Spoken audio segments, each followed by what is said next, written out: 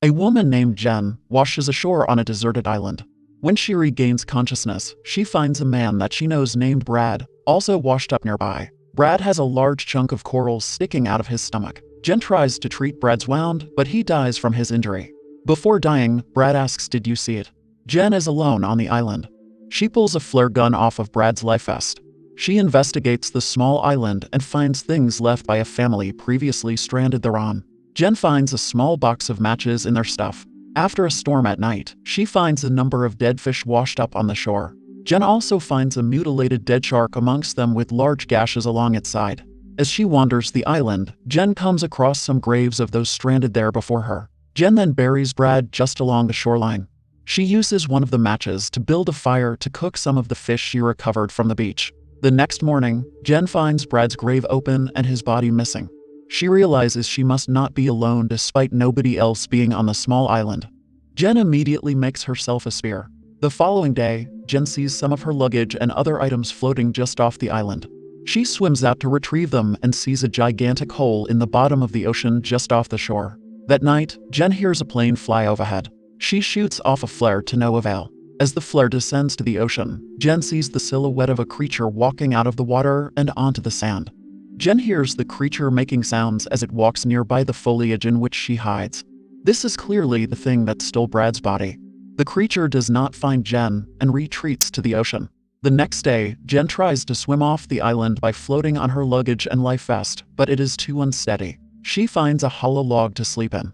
Jenn is awakened that night by the creature attacking the log, but it eventually loses interest and goes away.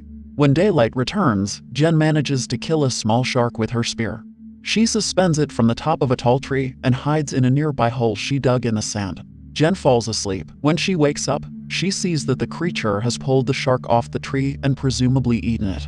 The corpse of another person Jenn knows floats ashore.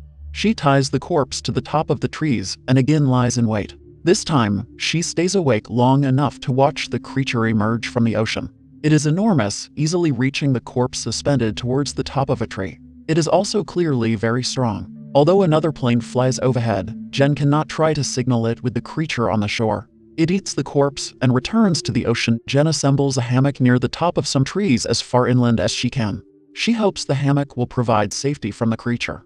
Late that night, the creature ventures inland. It manages to find and knock down the hammock. Jenn flees for her life, with the creature swimming just off the shore to keep up. It jumps back ashore and Jenn stabs it with her spear. The creature knocks Jenn aside and advances on her.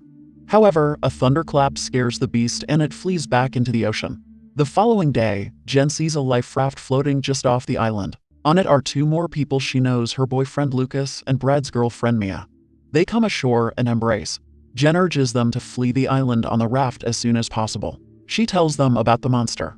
Having almost died while trapped at sea and thinking Jenn is delusional, the other two refuse to leave. It is established that the boat they all were on together sank. Mia and Jenn discuss their experiences.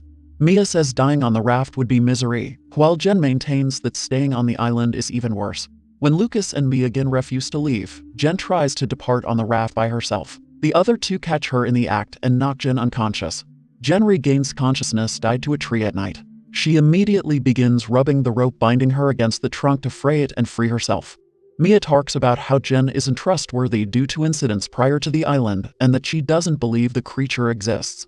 Lucas tries to talk to Jenn alone, but the couple begin to argue. It becomes apparent that the others on the boat were Lucas' friends.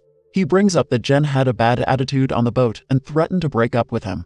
Lucas starts yelling about how Jenn has no place to live, no money, and no life without him. He is indignant that given everything he does for her, she would abandon him on the island. Jenn doesn't care about any of this and only demands to be let go. The couple suddenly hears Mia screaming and the creature growling. Lucas runs towards the screams and sees the creature attacking Mia. He tries to fight it off with a torch, but it smashes him away. Jenn frees herself from her restraints and runs to the shore, just in time to see Mia dragged into the sea by the creature. The next morning, Jenn convinces Lucas to flee on the raft with her. The couple lights a fire using the last match and cooks all the fish they have left. They load up the raft and set off. The raft is attacked by the creature. Although they shoot their flares at it, the creature pierces the bottom of the raft and drags Jenn into the water. We get our first good look at it, revealing that the creature is a kind of shark man, clawed arms and legs similar to a human, but a head and fins like a shark. As it drags Jenn towards its hole in the ocean floor, Jenn stabs it with a pocket knife and it releases her.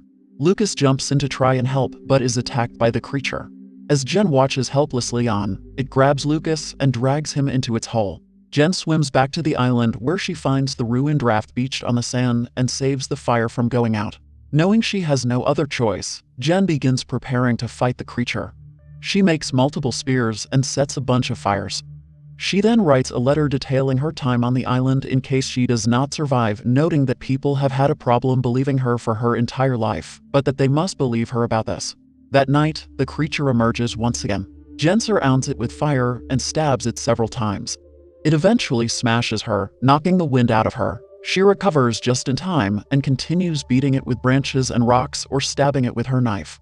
The creature lands a few blows, but nothing fatal. Finally, the creature collapses from its wounds and Jenn impales it on a spear. Jenn decapitates the creature so she has proof of her tale. The camera pulls out to show 1/3 of the island on fire from the battle. Jenn stands victorious on the shore but still lacking any means of escape. Subscribe for watching more videos like this. Thank you for watching and see you next time.